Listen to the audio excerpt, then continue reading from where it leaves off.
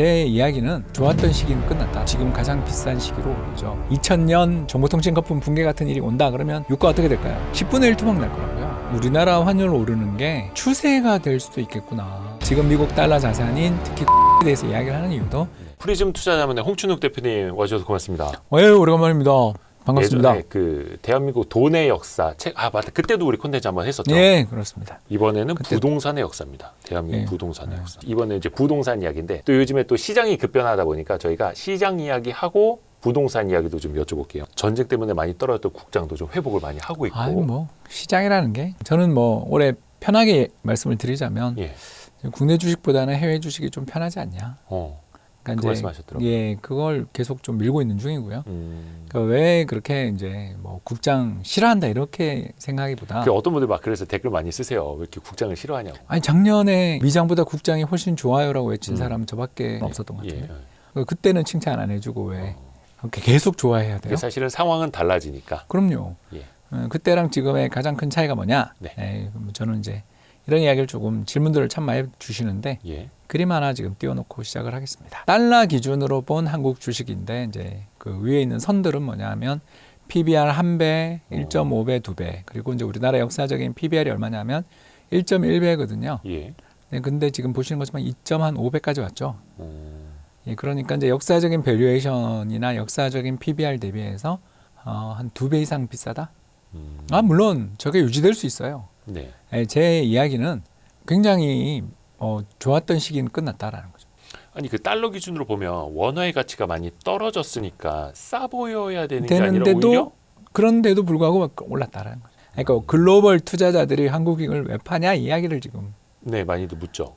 그게 비싸니까. 그러니까 외국인 입장에서 볼 때 한국 시장이 그렇게 싸다고 보기는 어려운 거죠. 역사적인 한 20년, 30년 동안의 차트를 보고 있는데 25년이네. 25년 동안의 차트를 보니까 우리나라 주식시장이 역사상 이제 제일 비쌌던 시기가 여기잖아요. 2007년 2000포인트 천 갔을 때. 그러니까 이후 지금 가장 비싼 시기로 온 거죠. 물론 이제 더 갈 수도 있어요. 그걸 제가 부인하는 게 아니고요. 시장에 그 모멘텀이 한번 붙으면 얼마든지 더 가고 지금 6천 아니라 1만도 갈 수 있는 거죠. 그런 거를 제가 부인하는 게 아니고 말씀을 드리는 건 이제 저희 같은 자산 배분 투자자, 글로벌 투자자들 입장에서 한국이 좀 너무 급등했으니까 조금 상대적으로 못 오르구나 또는 그동안 되게 버블이 심했다가 이제 버블이 약간 약해지는 그런 나라로 돈이 갈 수도 있겠구나. 이런 가능성을 열어두자. 이렇게 말씀을 드리고 싶은 거죠. 그런 시장이 어디냐? 25년에부터 미국에 대해서는 역사상 최고 밸류에이션이 이제 4.5 정도였는데 2000년 정보통신 거품 이후에 이걸 넘었거든요. 저 S&P 500 기준이요? 그 MSCI 미국이니까 S&P 500이라고 생각하시면 됩니다.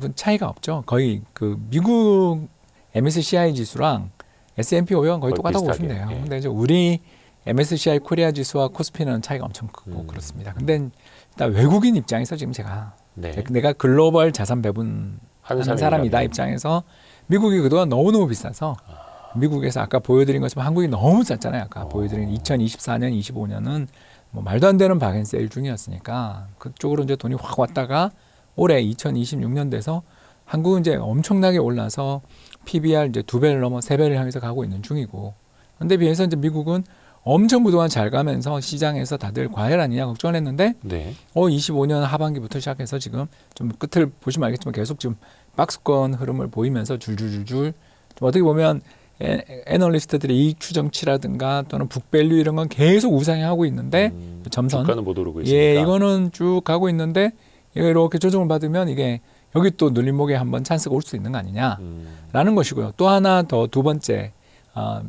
국장도 좋지만 미국을 저는 더 선호해요라는 게 만약에 이제 이런 게 올 수 있잖아요.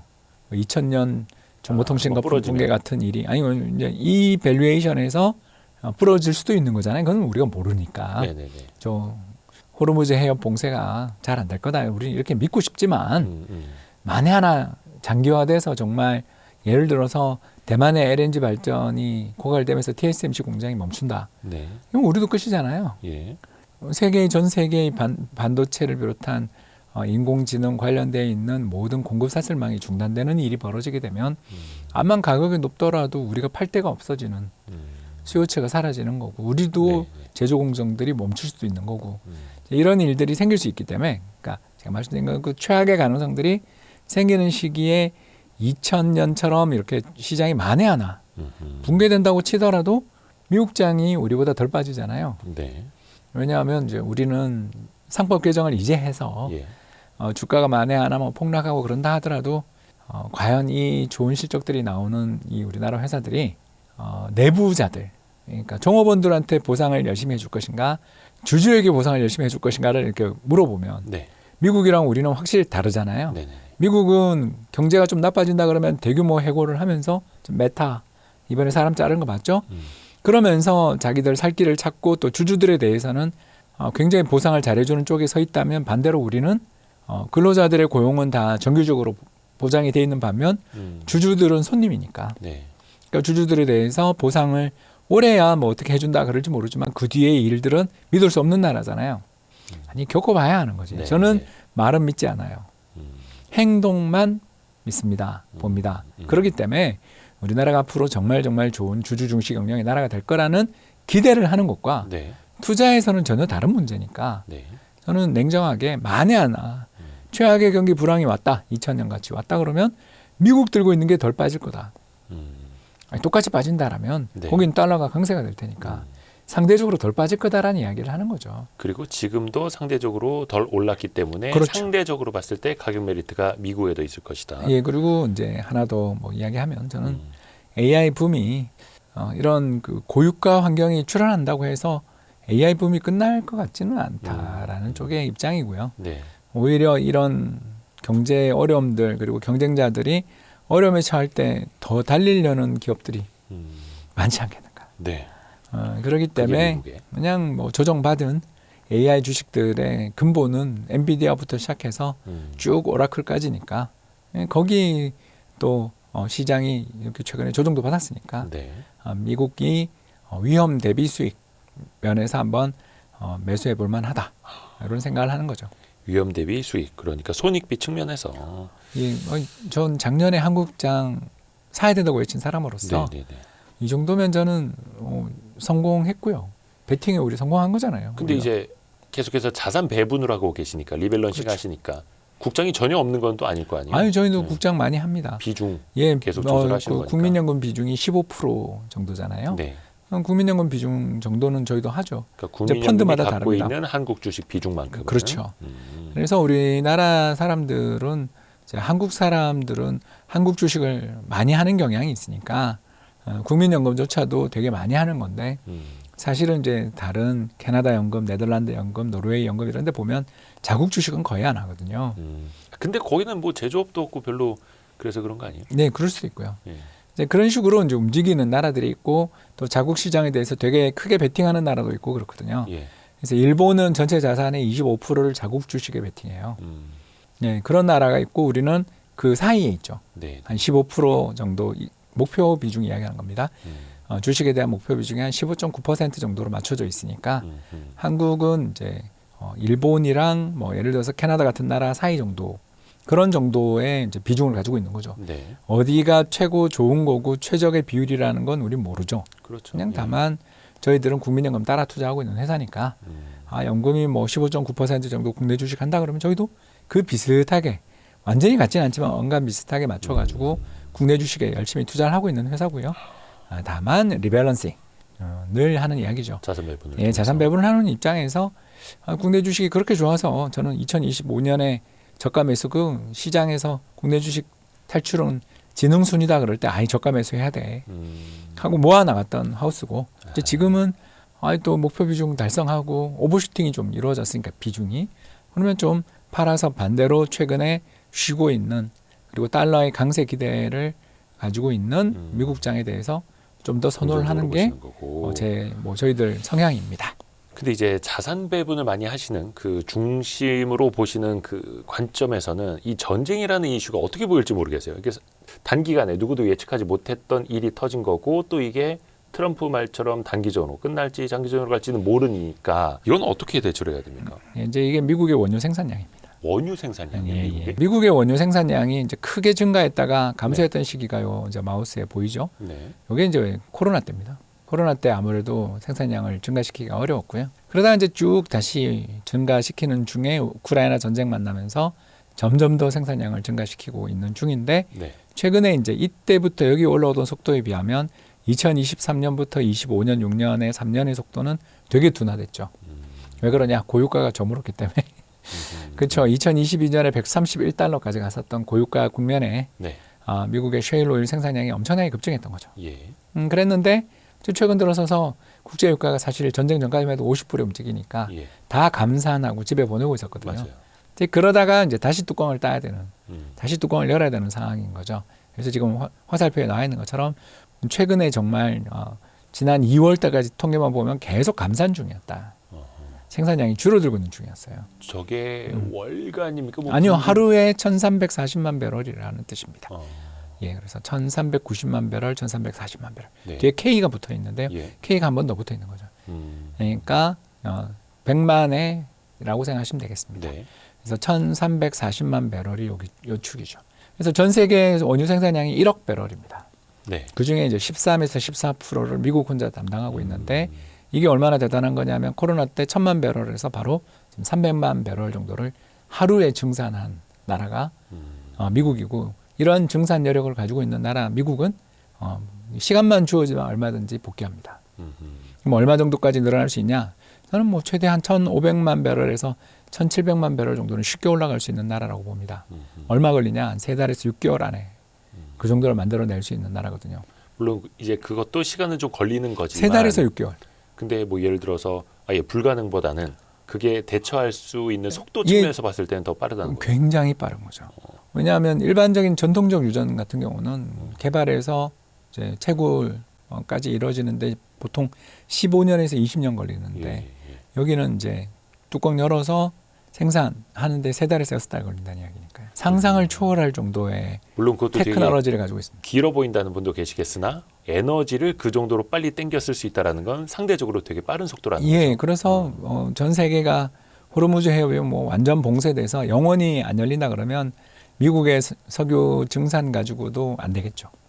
아니, 그건 이제 장기화되면 아주 길어지면. 예, 그거는 이제 70년대 같은 일이 벌어지는 거고요. 뭐 세계 경제는 이제 만성적인 저성장과 인플레이션, 그러니까 스태그플레이션, 역사상 딱 한 번 출현했던 1973년부터 80년까지 만 7년이 저성장 스태그플레이션이었고요. 네. 그 뒤로 한 번도 반복된 적이 없죠. 예. 왜냐? 아까 보여드린 것처럼 유가가 조금만 올라서 인플레가 발생하는 순간 일단 수요가 위축되고 저만 해도 일단 줄서 안 가려고 그러는. 네네네. 두 번째가 어떻게 되죠? 증산이 증산을 하고. 엄청나게 생기면서 저 스파이크 난 국제 유가 원유 가격의 마진을 채우기 위해서 지금 미국의 셰일 오일 기업들은 어마어마한 증산에 좀 돌입했을 거고요. 네. 저런 증산에 돌입해서 바로 뽑아내는 건 안 되지만 적어도 3개월에서 6개월 정도만 지나면 최대 생산량에 도달하거든요. 네. 그러니까 저 물량들이 금방 나올 게 지금 훤히 보이거든요. 그러니 호르무즈 해협이 영원히 봉쇄돼서 그쪽에 있는 전 세계 원유 물동량의 20%가 호르무즈를 네. 지나는데 그 물량이 영원히 사라진다 그러면 시간이 되게 오래 걸리고 불황이 길어집니다. 그러나 그건 아니고 이란이 가지고 있는 미사일이나 드론이 영원할 수는 없잖아요. 네네. 더군다나 공급 사슬망이 지금 다 파괴된, 왜냐하면 폭격으로 다 파괴된 상황이니까 기존 재고만 가지고 열심히 드론 날리고 미사일 날리는 것밖에 없는데 그것도 점점 지금 발사량이 줄어들고 있는 중이니까 예. 저 문제들이 해결되는데 뭐 최악의 경우 한 3달에서 6달 정도가 더 봉쇄된다 그러면 그때는 정말 우리가 단기간 굉장히 나쁜 경기 여건을 겪지만 미국산 셰일 오일을 우리가 지구 반대편으로 전부 유조선을 돌려서 거기 가가지고 왜냐하면 파나마를 통과하기는 어려우니까 네. 전부 이제 루이지애나로 가서 휴스턴으로 가셔서 거기서 잔뜩 기름을 선적해서 이제 가져오는 그러니까 그 과정들을 거치는 시기들이 존재하겠죠. 이런 거를 종합해 보면 최악의 시나리오라고 저는 생각하는 게 현실적으로 한 6개월 정도 석유 봉쇄되면서 가격 스파이크 나고 수요 위축되며 경기가 급격히 나빠졌다가 미국산 셰일 오일들을 우리 동아시아 국가들이 수입해 오면서부터 서서히 풀리는 그런 경제의 구조로 갈 가능성이 있지 않나. 그게 최악이다. 그게 최악의 시나리오를 가정하자면 뭐 물론 이제 그 전에 끝나면 더 좋은. 아니 뭐 바로 풀리는 게 좋습니다만. 제일 좋은 시나리오고요. 그렇게 생각합니다. 그래서 미국의 원유 생산량은 아직 뭐 아까 보여드린 것처럼 늘지 않고 있기 때문에 저게 3에서 6개월 걸립니다. 2022년 여기 우크라이나 전쟁이 여기입니다. 네. 여기 마우스 보이시죠? 네. 비리비리 하고 있었거든요. 근데 한 방에 그냥 1년 만에 증산을. 이렇게 어마어마한 증산을 해냅니다. 그래서 이게 대단한 나라고요. 그래서 부럽죠. 그냥 꽂기만 하면 바로 나오는 어마어마한 생산량을 가지고 있고, 실제로 미국은 그 최대의 매장량은 아팔레치아 산맥 북부인 펜실베니아주가 예. 최대 가채 매장량을 가지고 있는데, 거기는 환경 문제로 아예 개발 안 한 게 이 정도입니다. 안 한 것도. 예, 오클라호마 퍼메인 분지 같은 데가 우리나라 경상북도만한 분지가 하나 있는데, 예. 예, 거기서 생산되는 게 한 500만 배럴씩 나오니까. 분지 하나가 경상북도만한 거예요? 어마어마합니다. 어마어마하죠. 괜히 천조국이 아니죠. 만약 아까 제가 말씀드린 6개월 정도 물가 상승하고 인플레이션 유발하면 뭐 역대급 중간 선거에서 이제 트럼프가 참패할 테니까, 그리고 이제 탄핵으로 갈 텐데, 이제 그건 하기 싫으니까 그 전에 정신을 차려서 지금같이 뭐 자꾸 이상한 소리 하지 말고 그 미군 함정들 호르무즈 해협에 딱 집어넣어서 그 보호선단 만들어서 운행하면 되는데, 보호선단만. 예, 이제 그러면 희생이 따를 수 있으니까 그 기뢰라는 게 참 무섭거든요. 예, 바닷속에. 예, 바닷속의 기뢰가 얼마나 무서운지는 그 러일 전쟁 때 여순 전투 이런 거 보시면 그 거대한, 그때 당시 세계 최고 등급의 전함들이 한 방에 그냥 침몰돼 버립니다. 그러니까 그만큼 무서운 게 기뢰거든요. 그러니까 예. 그 기뢰를 못 뿌리도록 그 후르무즈 해협에 있는 이란 섬들 다 점령하고, 거기다가 이제 섬들에다가 그냥 배를 쫙 갖다 대놓고서 지나다니는 모든 보트나 모든 움직이는 것들에 대해서 다 박살을 내버리면서, 물론 엄청난 희생을 보지만 그러면서 막아버리면 되죠. 그런데 이제 그런 많은 희생이 나는 순간 지지율이 떨어질 테니까 못하는 거고. 자, 어떤 선택을 하겠죠. 또 그 전에 제일 기도하는 거는 기도하는 거는 이란 무기가 다 떨어지는 거고요. 근데 이게 장기전으로 가면 물론 이제 가장 큰 타격을 받는 사람은 정치적으로 이제 트럼프가 될 테고, 이번에 보니까 세계 각국에 군함 보내달라고 했는데 아무도 응하지 않으니까 아니, 난 필요 없다 또 이렇게 말 바꾸고. 그게 이제 정식 그걸 안 했거든요. 그죠? 그냥 SNS로 한 거라면서요? 그거는 떠본 거죠? 그거에 대해서 어떤 나라 정부가 SNS로 이야기한 거에 대해서 하면 그거는 그게 탄핵감이죠. 예. 그 자기가 뭔데? 군대를 해외로 파병하는 건 국회 동의사항이 대부분이잖아요. 그렇죠. 그러면 정식적으로 국회 부의를 하든가, 공식적인. 아니면 국가 비상사태에 준하는 상황이라는 요건 해석 등을 통해서 정부가 행동을 해야 되는 건데, 그냥 SNS 하나로 딴 나라들이 다 도와줘라고 말하면 예라고 답할 거라고 생각했다면 그건 뭐 죄송합니다만 멍충이 같은 생각인 거고요. 정식적으로 이야기를 해야죠. 근데 확실히 모양은 많이 빠졌습니다. 아무튼 뭐 일본부터 일단 설득하는 게 중요하겠죠. 그렇죠. 원래 일본이 제일 먼저. 그것도 있고 만나니까 정상회담이 정상회담 있으니까 거기서 최대한 정중하게 부탁을 하고, 또 일본이 원하는 것들, 뭐 예를 들어서 미국에 대한 투자 규모를 좀 줄여준다든가, 아니면 뭐 대일본, 우리 또 관세 전부 다 또 일률적으로 15% 부과했잖아요. 또 네, 뭐 이런 것도 깎아준다든가, 뭐 일방적인 어떤 요구만 해가지고 지금 되는 세상이 아니니까, 그런 것들에 대해서 여러 가지 이제 커뮤니케이션이 잘만 이루어진다면 못 보내줄 일인가, 사실은. 왜냐하면 이렇게 미국에게 짐을 지워두는 게 사실은 국가 경제 가니까. 전체 전략에서 볼 때 충분히 좋은 일이고, 또 서둘러 보내라 그러지만 배 모아서 가는데 저희 몇 달 걸려요. 그러면 어떡할 거예요. 그렇죠. 준비가 안 돼 있고, 사람들 이것도 전부 다 가는 군인들 동의를 받아야 될 거 아니에요. 그렇지 않습니까? 우리 옛날 뭐 이라크 파병했던 분들 그냥 네네. 나라에서 보는 거 아니잖아요. 예. 다 동의받아 갔잖아요. 그렇죠. 그런 절차들을 밟아서 가는데 시간이 걸린다 그러면서 밀면 되는 거고, 일단 뭐 제가 일본의 다카이치 총리라면 수용하면서 이래저래 핑계를 대며 시장 돌아가는 걸 보면서 적당히 명분을 동의는 해주되 천천히 보내는 이런 식으로 하지 않겠냐, 그렇게 생각합니다. 뭐 만고 제 생각이니까요.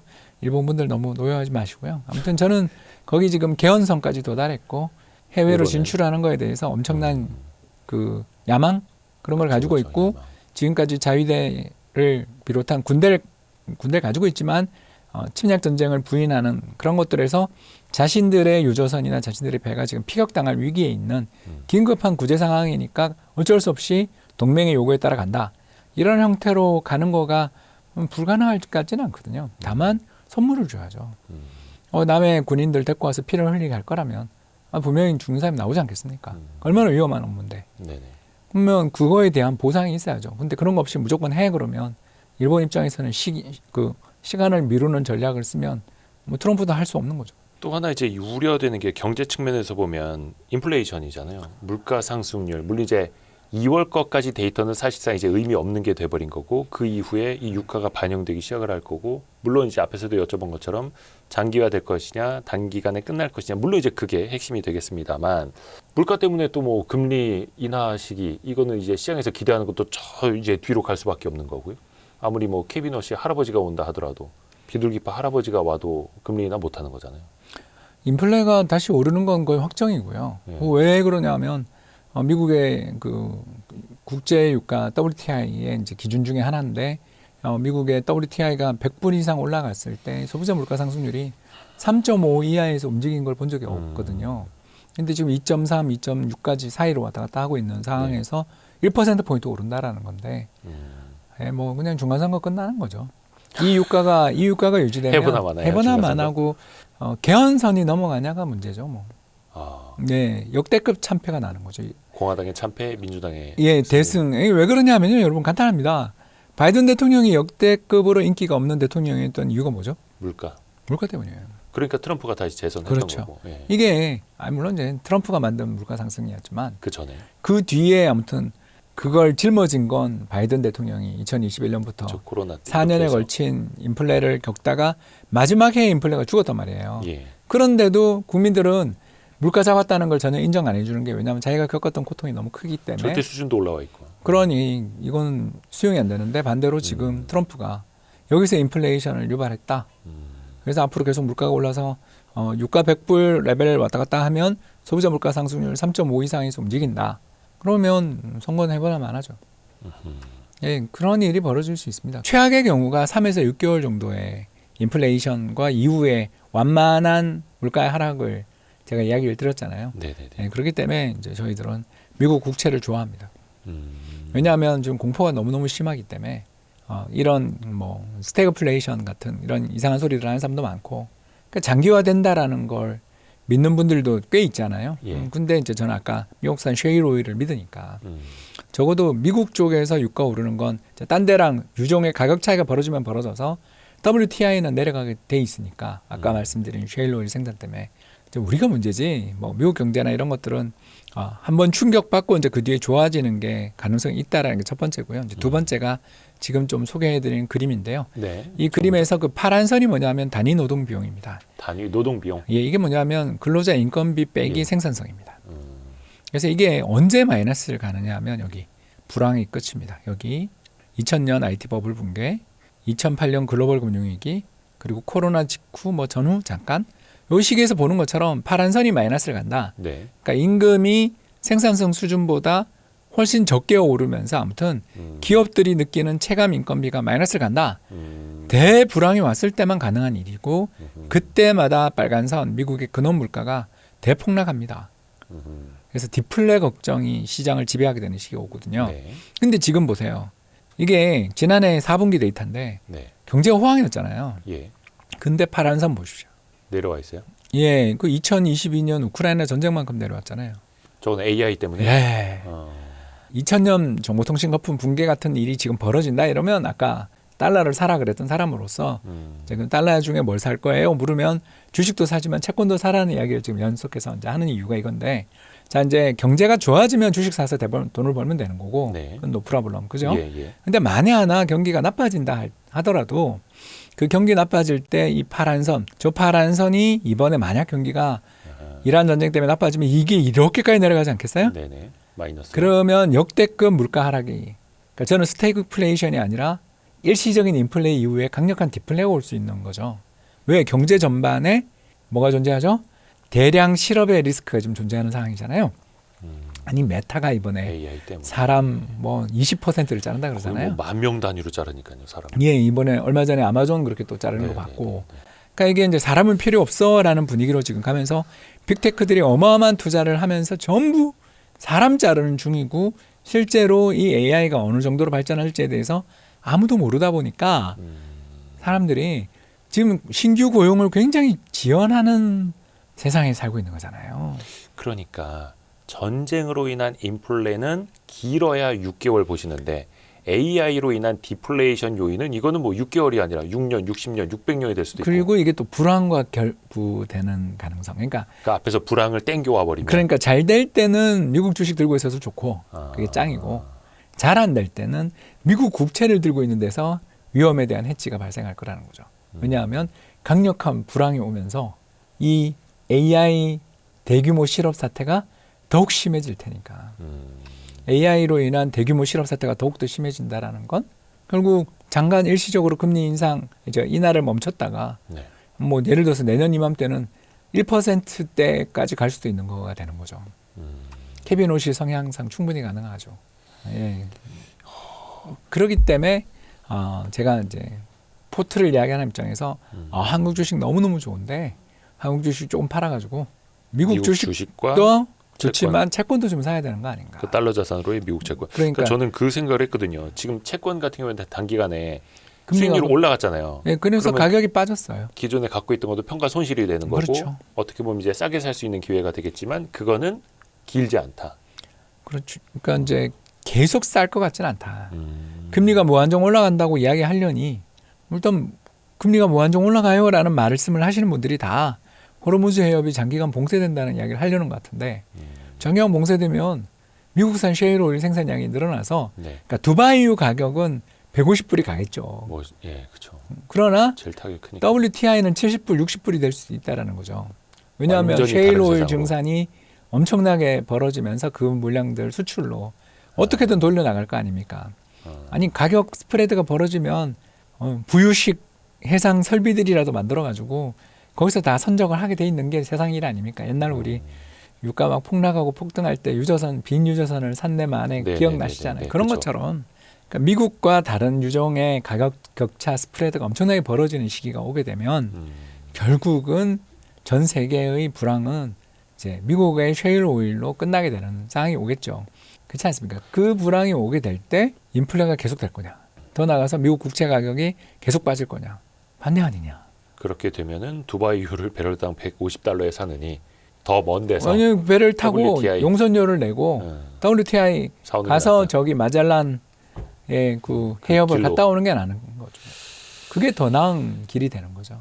그 유가 얘기 나왔으니까 이게 전쟁으로 인해서 유가 원체 이제 변동성이 커지다 보니까 ETN 요즘 난리지 않습니까? 뭐 하루에 뭐 30%, 60% 막 이렇게 움직이기도 하고 이게 투자는 아닐 거고 이런 거 사실은 여쭤보기도 좀 뭐하고 예측이 안 되는 거니까 자산 배분 관점에서 원유는 어때요? 안 합니다. 단호하죠. 원자재는 안 넣나요? 예, 아니 있습니다. 골드 하죠. 금. 예, 골드 하는데 저희들이 이런 자산을 왜 안 넣냐? 그러니까 간단하게 말씀드려서 캐시플로우가 없어서 그래요. 그러니까 이제 우리가 어떤 자산에 대한 투자 편입을 고려할 때 제일 중요하게 보는 게 미래의 현금 흐름 아니겠어요? 네. 그래서 어떤 우리가 삼성전자를 지금 산다. 이 주가에서 물릴 수 있지. 그러나 이 회사가 올해 150조, 내년에 200조를 벌고 그리고 여기서 배당과 자사주를 얼마 해준다. 그러면 뭐 빠지겠어? 경제 충격이 와도 여기서 더 빠지겠어? 하고 사는 게 계산이 가능한 게 현금 흐름에 대한 신뢰와 믿음이잖아요. 네. 그런데 문제는 이 기름이라든가 원유라든가 이런 거는 들고 있으면 가격이 계속 내려가요. 왜 그렇죠? 보관료가 그렇죠, 생기고 그렇죠. 또 원유는 증발됩니다. 예, 증발도 되고. 예, 그리고 또 크기에 비해서 싸죠. 그 한 드럼 배럴에 뭐 겨우 100불밖에 14만 원 돈밖에 안 한단 말이에요. 그러니까 금이랑 물론 너무 그 다르죠. 원유 우리가 정제를 못 하니까. 예, 그 너무 다르죠. 예, 그래서 집에서 정제할 수도 없고. 그런 것에서 이제 투자를 함에 있어서 저희들이 이제 그걸 뭐라고 하냐면 캐리 코스트라고 그러는데 계속 이제 다음 월물로 선물을 가질 수밖에 없는데 그렇죠. 현물을 살 수는 없으니까 근월물 선물을 다음 달 걸로 사고 이렇게 갈아타는 과정에서 많은 비용이 발생할 수도 있고 두 번째는 이제 이 자산의 특성이 뭐냐면 위험 자산이지 안전 자산은 아니잖아요. 예. 그러니까 우리가 금을 왜 사냐 그러면 불황이 닥쳤을 때 경제 위기가 닥쳤을 때 사람들이 금을 좋아하고 금값이 올라가는 특성이 있어서 금을 사는 거지. 네. 금이 예뻐 사는 건 아니잖아요. 그런데 비해 경제 위기가 오고 불황이 오고 2008년 글로벌 금융위기 같은 일이 또 온다. 아까 우리 2000년 정보통신 거품 붕괴 같은 일이 온다. 그러면 유가 어떻게 될까요? 10분의 1 토막 날 거라고요. 수요가 확 죽어버리니까. 경제가 뭐 맛이 가니까요. 그러니 위험 자산이죠. 그렇죠. 그러니까 위험 자산인 주제의 비용은 엄청나게 높아요. 그런 자산은 투자하기가 참 곤란하죠. 그러면 자산 배분 관점에서 보는 유일한 원자재는 금인데 아직은 금이죠. 또 금도 하나, 사실은 좀 변동성이 커지지 않았습니까? 예, 그래서 고민이 많습니다. 저희도. 왜냐하면 이제 금이 안전자산으로서의 특성이 있고 실제로도 지금 최근 3월 달에 보시면 금값이 안정적이잖아요. 근데 안정자진 게 얼마 안 되지 않았어요? 작년에 2배 오르고. 예, 근데 이제 1월에 말에 대폭락하고 막 예, 그런 예, 일이 예. 있었지 않습니까? 그래서 이제 장이 좋을 때는 좀 약세를 보였고요. 예. 3월 달에는 또 안정적이지 않습니까? 그래서 안전판 역할을 해주는 부분이 있기 때문에 금을 뭐 어쩔 수 없이 대안이 없어서 금을 좀 가지고 가고 있고 저희들은 또 저희 회사는 상대적으로 금 비중이 조금 높은 편에 속합니다. 현재요. 예, 예. 근데 또 금 많이 올랐을 때는 팔아서 그건 1월 주식 말에 사고. 이야기고요. 1월 말에 좀 팔았는데 예. 근데 5,300달러 뭐 그럴 때는 저희가 생각해도 이게 너무 가격 변동이 이상해서 그거 좀 팔아서 한국 주식 샀다가 또 주식이 또 너무 이상해서 또 2월 말 3월 초에는 표현은 많이 올라서 그러니까 이제 그 한 달에 1,000포인트씩 오르는 예, 예, 거를 예. 정상이라고 보기는 조금 어렵지 않나. 너무 과열된 거 아닌가.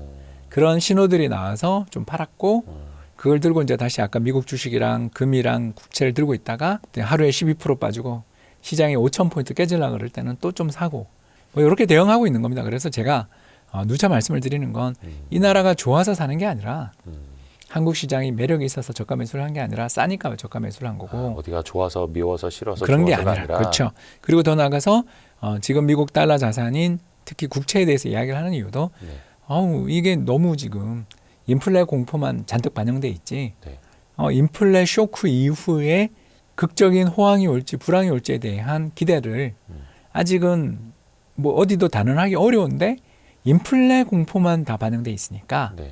이런 건 좀 그래도 바닥을 잡겠다라는 그런 뭐 단호한 예상을 가지고 하는 게 아니라 이건 좀 이제 한국 증시가 또 6천 근처까지 오니까 너무 짧은 순간에 쉼없이 주가가 오르고 내리는 것 때문에 저희 매니저들도 다 힘들지만 이제 저는 약간 긴 시각에서 보면 한국 시장도 참 좋지만 한국 시장에서 발생한 수익을 미국 달러 그중에서도 주식이나 채권으로 좀 이렇게 약간 나눠 놓으면 우리가 예측 못했던 일들이 벌어지더라도 또 대응할 수 있지 않냐 이런 이야기로 받아들이시면 감사하겠습니다.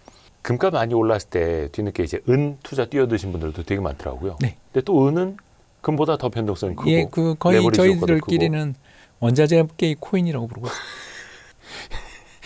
금보다 큰 레버리지 개념으로 투자하시는 거는 좀 어떻게 생각하세요? 뭐 저는 뭐 모르겠습니다. 왜냐하면 이제 우리나라에서 투자할 수단이 없다. 이게 제일 큰데요. 투자 예. 수단이 ETN들도 많이 나왔는데. 일단 뭐 ETN은 만기가 있고요. 그건 이제 두 선물 번째는 가지고 하니까. 은 선물이 상장돼 있습니다. ETF로. 그러니까 비용 구조에서 좀 불리하죠. 예, 불리하고 또 세 번째는 게다가 환해지까지 그러니까 하면 안 되는 걸 다 하고 있더라고요. 환해지는 뭐 필요성이 좀 있는 거 아니에요? 예, 근데 지금 우리나라 금리보다 미국 금리가 높은 상황에서 환해지를 하면 연 2에서 3% 정도의 지속적인 비용이 발생하게 되는데 우리가 환해지하는데도 돈이 듭니다, 여러분. 그렇죠. 예, 그래서 미래 환율을 지금 1,500원 갈 거라고 작년 이맘때 누가 예상을 했습니까? 아무도 모르는 거거든요. 근데 그걸 미래를 예측해서 맞은 적도 없는 사람들이 저 포함해서 환율이 1,500원 갈 줄 누가 알았어요. 그죠? 그걸 하면서 이 환율은 너무 높으니까 환해지 할 거야 하면서 매년 2에서 3%의 비용을 계속 녹이고 있고 거기다가 선물하면서 롤오버하고 있지 뭐 그쵸. 거기다가 은은 또 변동성이 금의 한 5배 이상 정도로 움직이는 상품인데 이걸 저는 못하는 거죠. 차라리 그냥 한국에서 그걸 사느니 미국 가서 SLV 사는 게 낫지 않나. 관련된 ETF들요. 예, 현물로 담는. 그게 낫지 않나. 아무튼 뭐 여러 상품을 만들기 위해서 고생하고 고민하신 상품 만드신 분들한테는 죄송한데 저로서는 좀 편입은 어려운 것 같다. 이런 의견이죠. 환율 잠깐 말씀하셔가지고 이게 환율도 참 고민인 게 만약에 지금 뭐 한 1,430원, 50원이면 모르겠으나 시시때때로 1,500원 이렇게 툭툭 치는 상황에서 해외 투자를 늘리는 게 환율 측면에서 좀 부담을 느끼실 수도 있거든요. 근데 저 대만 꼴 날 수 있지 않냐 이거죠. 대만 꼴은 어떤 거예요? 예, 대만이 GDP의 거의 한 10% 되는 경상흑자가 나는데도 불구하고 세계에서 가장 저평가된 통화의 길을 20년째 가고 있거든요. 이게 무슨 말이냐면 1년에 10% 정도의 흑자를 GDP 10% 흑자를 해외에서 돈을 벌어오는데 엄청난 거죠. 그보다 더 많은 돈이 해외로 나가면서 환율을 계속 올리는 거예요. 대만 사람들도 해외 투자를 많이 했어요. 거기는 이제 보험사들이 주도하고 있는데 아무튼 뭐 그런 시스템을 가지고 있습니다. 그래서 그 전 세계에서 가장 저평가된 통화를 하면 항상 일본엔이랑 대만 달러거든요. 그러면서 또 세계에서 가장 경상흑자도 큰 나라 하면 대만이고 아니고 그 다음은 한국이잖아요. 네. 그 대만, 한국 같은 나라들의 특성이 이제 뭐랄까요, 미래를 위해서 대비해야 돼. 수출을 위해서는 환율이 높아야 돼. 그리고 경제 위기가 언제 올지 모르니까 달러를 담아둬야 돼라는 생각들이 정부뿐만 아니라 국민 모두를 다 설득해버린 나라로 대만이 저렇게 20년째 가고 있는 거잖아요. 대만 장기 환율을 보시면 계속 오르거든요. 아니 근데 홍춘욱 대표님을 비롯해서 다 달러 자산 어떤 뭐 자산 최소한 자산 배분 관점에서라도 달러 자산을 갖고 있어야 된다라고 하니까 국민들도 또 그렇게 인식을 하잖아요. 근데 뭐 그게 뭐 저 나쁜 이야기는 아니라고 생각하고요. 그러니까 개개인으로 봤을 때는 하나하나 다 합리적인 판단인데 그게 국가적으로 보이면 통화 약세로도 갈 수도 없는 있고 거죠. 또 정부 정책도 제가 이제 바뀌어야죠. 하고 싶은 이야기를 좀 하자면 네. 그 환율이 올라가면 외환 보이고 줄어야 되는 거 아니에요? 환율 올라가는 걸 정부가 막아줘야 될 거 아니에요. 네. 근데 요새 우리나라 외평채 발행해서 외환 보이고 더 늘고 있거든요. 그래요. 데이터 확인해 보시면 좋겠습니다. 네네네. 아무튼 제가 하고 싶은 이야기는 은근히 환율 상승을 그런 것도 있지 않나. 아 그러니까 앞에서는 우리 원달러 환율 막 1,500원 넘으면 안 되고 막 구두 개입하겠다라고 하지만 하면서도 수출 잘 되니까. 원화 약세일 때는 달러 그리고 더 많이 수출 벌어오니까. 이렇게 잘 안 됐으면 이 고유가 환경 왔을 때 80년대 같이 우리가 최규하 대통령이 그때 사우디 방문하고 막 그랬잖아요. 제발 기름 좀 팔아주세요 하면서 우리가 그걸 빌려가던 나라였거든요. 이게 약간 음모론에 가까울 수도 있겠지만 저는 그런 생각하거든요. 기자생활 오래 하면서 그동안 계속 봐왔던 거는 환율 그 조작 대상국이나 관찰 대상국 우리나라가 항상 그 와치리스트에 들어갔잖아요. 그게 너희 원화 너무 약세로 가져가지 마. 수출해 갖고 너네 무역으로 먹고 사는 나라니까 원화 약세면 너네 나라 너무 좋아지잖아. 이거였는데 근데 지금은 앉아서 그러니까 손 안 대고 코 푸는 상황. 1,300원, 1,400원, 1,500원 갈수록 그러면 나라는 너무 좋아지는데 달러가 막 유출되는 외국인이 가져가는 게 아니라 우리가 해외 투자를 하고 있는 거고 그 측면에서는 되게 좋은 거고 물론 이제 수입 물가 측면에서는 서민들이 힘들어지겠으나 예, 그래서 대만 같은 경우는 나라는 그 구매력 기준으로 환산해 보면 7만 불이 넘어요. 어마어마해요. 예, 거의 미국 다음으로 세계에서 잘 사는 나라입니다. 구매력 기준. 예, 근데 대만 여행 가보시면 알잖아요. 나라 왜 이러지? 거기가 소득 격차가 되게 크다고 하죠. 예, 이제 그런 나라가 되는 거죠. 그러니까 그러니까 제 이야기는 예. 한국이 대만의 길을 간다라고 말씀드리는 게 아니라 예. 그 시나리오도 있다라는 거죠. 그러니까 원화가 약세여서 참 좋아지는 수출 대기업들 또 투자자들 좋겠지만 일반 서민들 투자 안 하는 사람들 중소기업 다니는 사람들은 피를 흘리는 거죠. 자영업자들. 그러니까 이게 좋은 나라냐 아니냐에 대한 가치 판단을 하는 게 아니라 이 가능성이 없지는 않은 것 같잖아요. 그러니까 결론은 그래서 사실은 투자를 해야 되고 그냥 환이 이렇게 높은데 떨어지지 않겠어요라는 식으로 이야기하시는 분들한테 너무 환율이 높아서 지금 달러 팔아야 돼요라는 말을 감히 제가 못하는 이유가 옆에 바로 교보제 지금 160엔 가 있는 일본이랑 사상 최대의 무역 흑자를 올리면서도 통화 가치를 초약세로 유지하는 대만 사이에서 한국은 우리만 환율을 떨어뜨리면 우리 경쟁력은 어떻게 돼라는 걱정을 하시는 분들도 있지 않겠냐. 상대적인 거니까 그렇죠. 통화라는 게. 그래서 어떻게 보면 이게 그냥 뉴 노멀 이라기보다는 뉴 노멀일 수도 있겠다라는 전제 하에 그렇죠. 투자를 또 그렇게 밸런싱을 그래서 제가 판단을 못하는 거죠. 옛날에 그냥 증권사 다니고 연금에 있을 때야 올해 환율 얼마 이러고 저도 뭐 내부용이지만 환율 전망도 하고 했던 사람이지만 그 리포트를 써야 되니까. 그러니까 언젠가부터 이 사업을 하면서부터 느낀 게 이게 우리나라 환율 오르는 게 추세가 될 수도 있겠구나. 그 걱정을 하기 시작한 지가 좀 됐거든요. 언제부터요? 아니면 여기서부터 더요? 예, 여기서도 더 올라갈 수도 있는. 그러니까 1,300원일 때부터 걱정을 하고 있었는데 2022년 레고랜드 사태 잠깐 터지고 1,470원 갔다가 다음 해 바로 1,300원까지 왔다가 다시 오르기 시작한 2년, 3년이잖아요, 지금. 그렇죠. 돌이켜 보시면 그렇거든요. 그 차트를 보시면 22년은 스파이크가 났다가 확 떨어졌는데 1280원, 1300원 정도를 딱 바닥을 치더니 그때부터 지금 계속 오르고 있는 거지 이제 않습니까? 만성이죠.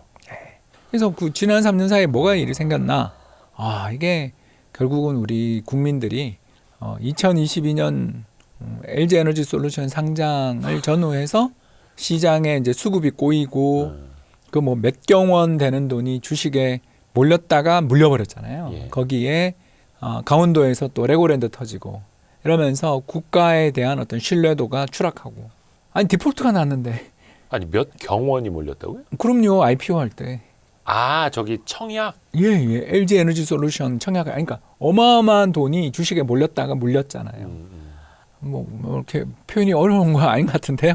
그러니까 그만큼 주식 우리 개미가 불길처럼 한국 주식 좋아하고 몰렸다가 물렸잖아요. 네. 운도 없었던 게 그때가 또 우크라이나 전쟁 터지고 레고랜드라는 양쪽에서 다 터지는 바람에 시장 3,300포인트가 2,100포인트 갔고 그리고 그 뒤에 잠깐 또 2023년까지 또 반등 좀 하다가 2차 전지를 중심으로 했던 시장의 핵심 테마주들이 또 무너지고 그러다가 결국 2024년 여름부터는 완연한 약세장이 시작되는 그러니까 잃어버린 3년을 보내는 시기에 우리나라 투자자들이 국내 주식에 대한 투자를 하시는 분들 기존에 하시던 분들은 많이들 이제 자산 다변화에 대한 중요성을 깨달았고 해외로 가기 시작했고 최근에 오르는 건 기존에 돈도 있지만 저는 뉴머니가 되게 많다라고 느끼고 있고 뭐 그런 거죠. 그러게요. 이게 참 투자하는 사람 입장에서야 뭐 원화가 약세로 가서 참 좋겠으나 또 국가적으로 봤을 땐 또 아픈 요인도 분명히 있는 거고. 예, 이게 내수는 큰일 나는 거죠. 그래서 어떤 생활인으로서의 자아, 투자자로서의 자아 또 같이 또 가져갈 수밖에 없는 거고요. 진짜 어려운 문제입니다. 그러네요. 그래서 제가 뭐 이 자산 배분 펀드 하는 홍 박사로 이렇게 살고 있지만 이제 이런 방송 찍을 때마다 이렇게 우리 펀드는 좋은데 국민들의 삶은 어떻게 될까요? 이런 걸 질문을 분리해서 받게 되면 어쩔 수 없죠. 굉장한 양가 감정을 느끼게 되는 거죠. 그러니까 생활인들도 다 투자를 또 해야만 하는 거고. 그러면 점점 더 심해지는 거 아니냐라는 아까 이대호 기자의 말씀이 투자를 그냥 또 늘려가야죠. 가슴에 잘 확 벌어야죠. 다가오는 거죠. 그래서 이게 추세 아니냐.